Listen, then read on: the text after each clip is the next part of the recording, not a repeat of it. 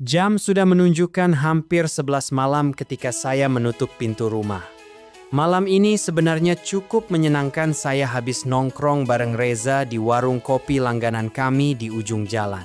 Kami ngobrol soal banyak hal. Kerjaan, film yang baru kami tonton, sampai rencana akhir pekan nanti. Semuanya terasa ringan, seperti biasa. Sesampainya di kamar, saya buka ponsel. Ada satu chat dari Reza. Oke. Iya, sip, 3 baris. Titik-titiknya pun cuma ada di akhir kalimat pertama. Saya membalas dengan topik ringan. Balasan berikutnya datang lebih lambat. Lalu 1 baris. Oke, saya mengetik lagi. Kali ini lebih singkat. Reza membalas. Emoji jempol. Saya meletakkan ponsel di kasur. Lalu mengambilnya lagi. Lalu meletakkannya lagi. Lalu mengambilnya lagi. Dalam waktu 15 menit saya sudah punya cerita lengkap. Reza pasti tersinggung karena tadi saya bercanda soal filmnya. Atau mungkin dia kecewa karena saya yang minta nongkrong, tapi tidak membahas hal yang ia sebutkan. Atau jangan-jangan dia sedang menilai cerita konyol yang saya buat di grup tadi siang. Saya bahkan mulai mengulang percakapan di warung.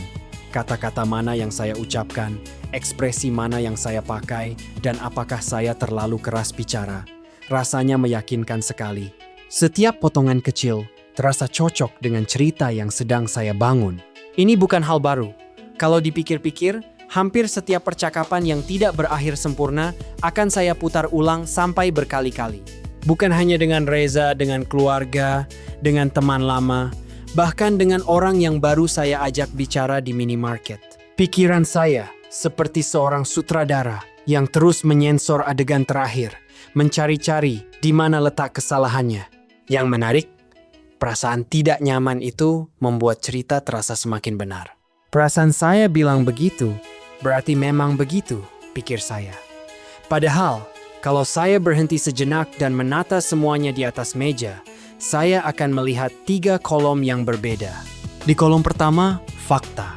Kami baru saja bertemu. Reza tampak rileks. Kami tertawa beberapa kali. Setelah pulang, dia mengirim 3 balasan singkat. Emoji jempol. Tidak ada kalimat yang menyinggung. Tidak ada tuduhan. Di kolom kedua, asumsi. Reza marah. Reza menilai saya. Reza mungkin sedang memutuskan untuk mengurangi pertemanan kami. Di kolom ketiga, perlu diklarifikasi. Kenapa balasan pertama lebih panjang dari yang kedua? Apakah ada perubahan nada atau saya yang sedang sensitif? Apakah Reza mungkin sedang sibuk, capek, atau menghadapi hal lain yang tidak saya tahu?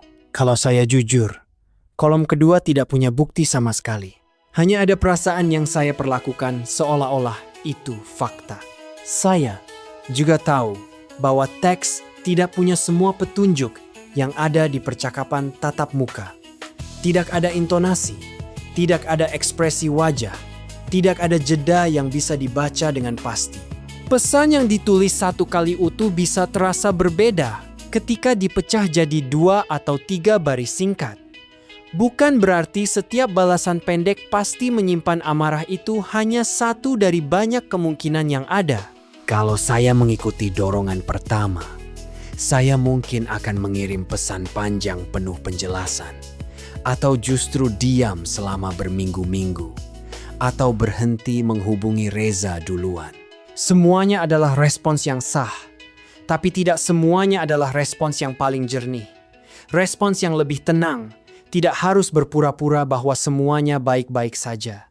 Respons itu hanya melihat fakta dengan teliti, mempertimbangkan penjelasan lain, dan kalau memang penting bertanya dengan sederhana. Saya mengetik 1 pesan.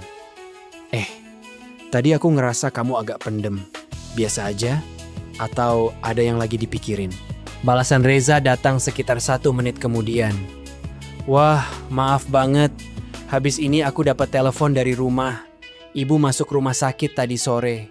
Pikiran aku masih ke sana. Saya membaca pesan itu 3 kali.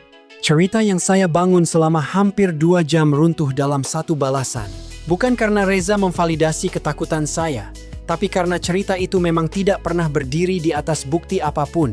Yang saya yakini sebagai kenyataan, ternyata hanya salah satu dari banyak kemungkinan yang tidak pernah saya uji.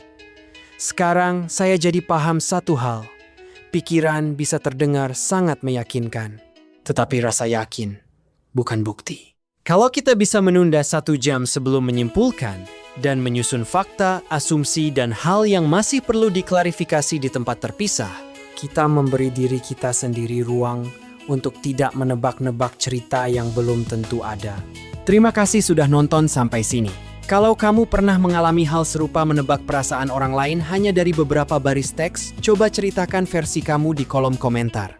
Kami benar-benar membaca setiap balasan kalian. Kalau video ini membantu, like dan subscribe akan sangat berarti buat kami. Tetap tenang, tetap kepala dingin.